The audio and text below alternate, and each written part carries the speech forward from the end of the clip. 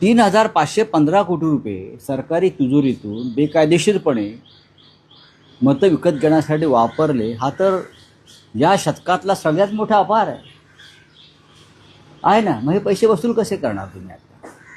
तुम्ही आता 92 लाख लोक वगळले म्हणून तुम्हाला इथे गप्प बसता येणार नाही. या 92 लाख लोकांना ज्यांच्या सहीनं पैसे मिळाले, ज्यांच्या आदेशानं मिळालं, ते तेव्हाचं एकनाथ शिंदे कॅबिनेट, या संपूर्ण कॅबिनेटवर सरकारी पैशाचा अपहाराचा गुन्हा दाखल व्हायला पाहिजे.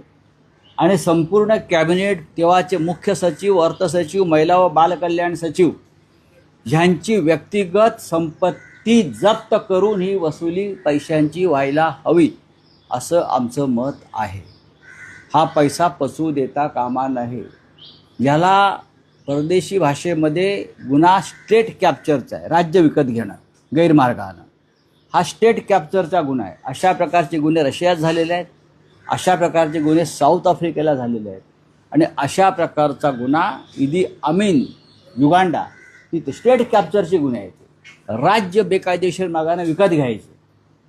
तर त्याच्यामुळे ह्याच्यावरती कारवाई होणं गरजेचं आहे.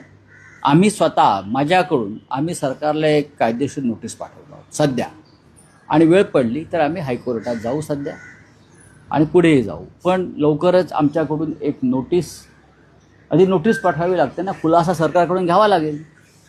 आम्ही मुख्यमंत्र्यांना आणि मुख्य सचिवांना एक कायदेशीर नोटीस पाठवायचं काम चालू आहे.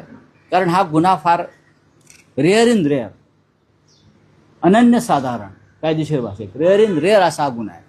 92 लाख लोकांना तुम्ही मतं विकत घेण्यासाठी सरकारी तिजोरीचा वापर करता, 1500 देता, आणि 3,515 कोटीचा अपहार केला जातो सरकारी तिजोरीचा. तुमच्या बापाचे पैसे आहेत का रे? बापाचे पैसे. शेतकऱ्यांची कर्जमाफी नाही, विद्यार्थ्यांसाठी योजना नाही, आश्रमशाळांचा निधी मिळत नाही आहे, अशा अनेक आहेत. दिव्यांगांना अजून त्यांचा भत्ता मिळत नाही आहे, दिव्यांगांचे पैसे अडकलेले आहेत. काय करतायत तुम्ही लोक? आणि 3,515 कोटी रुपये मतं विकत घ्यायला तुम्ही सरकारी तिजोरी लुटता, ही अत्यंत गंभीर गोष्ट आहे.